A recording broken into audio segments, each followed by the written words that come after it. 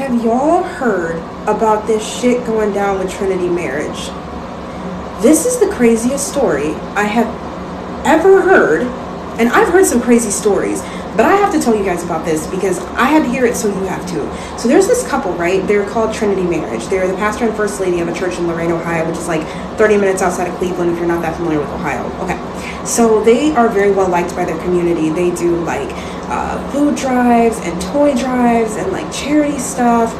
And they have a safer use ministry where they like reach out to people in the community that are struggling with like the disease of addiction, and they offer them safer use supplies, but they also invite them to their church and connect them with like other resources to get help. Like, they're extremely well liked. But they also have a YouTube blog, an Instagram, and a TikTok channel, which is still up, by the way. And their posts are about their marriage, and the reason it's called Trinity Marriage is because they play on like Christianity, the Trinity, and they say like a good marriage needs to have you, your partner, and God.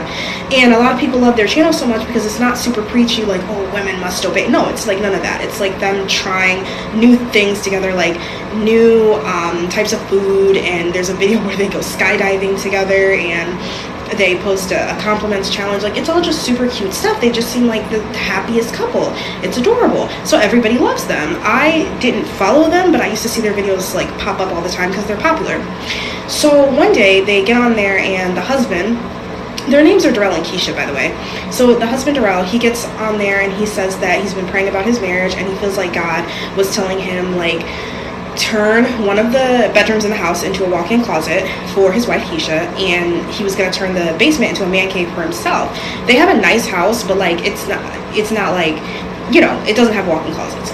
So he's going to do this project for her because she's always wanted one, and he's always wanted a man cave, and their basement's unfinished. So they start this project. The videos are super cute. It's showing like her going to like pick out like the wallpaper and like the decor for like her room and like her mirrors and stuff like that. And he does it all for her because he has like a background in like doing some kind of like house renovations or whatever. And he's working on the man cave. Now, we never actually see any videos of the man cave on their channel, but she does like a whole big like reveal video of the walk-in closet. Everybody thinks it's like so cute and, you know, whatever.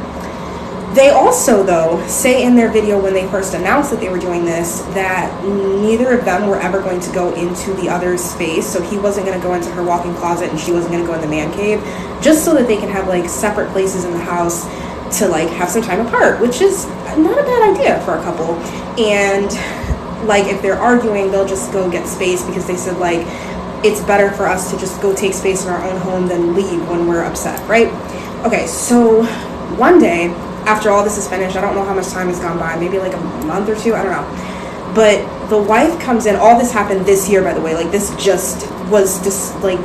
story just came out. So one day the wife is coming home from shopping.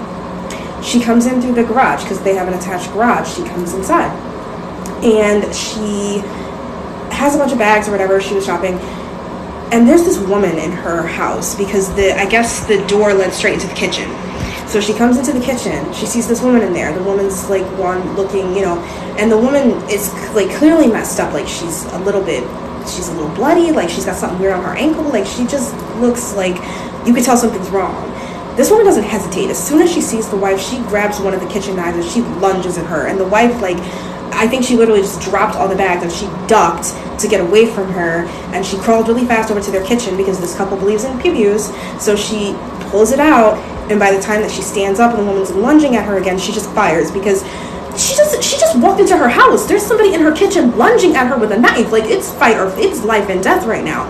So and then she gets her right there, and the woman immediately, and the wife knows. So she calls not 911 but her husband, because she's freaking, she's panicking. So she doesn't say on the phone what's wrong, but she just says he needs to come home, he needs to come home, he needs to come home. So he gets home.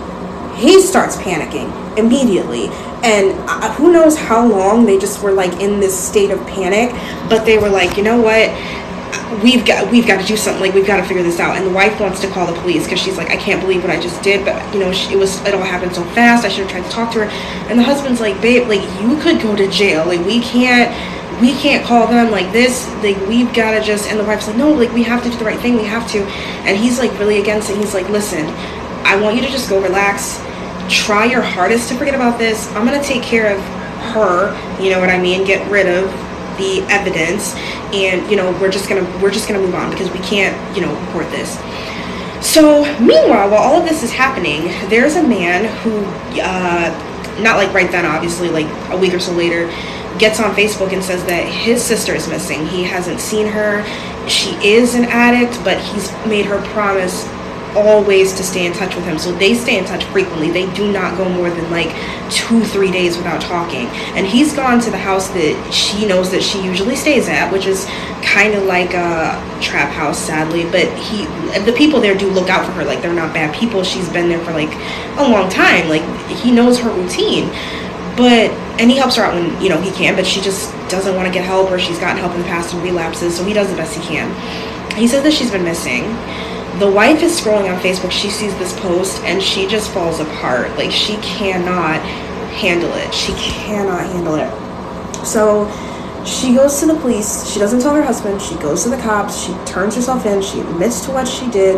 And the cops, they know her too. They are very well known in this city as wonderful people. So the cops feel bad for her. And they understand, but they're like, okay, we do have to, come to your home and like do these different standard things. So they come to the house.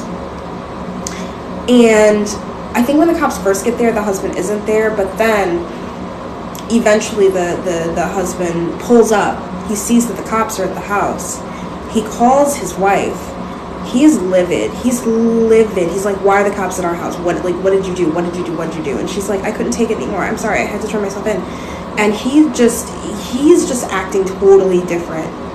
The cops, as they continue to like explore the house or whatever, they go top to bottom. They go to the basement.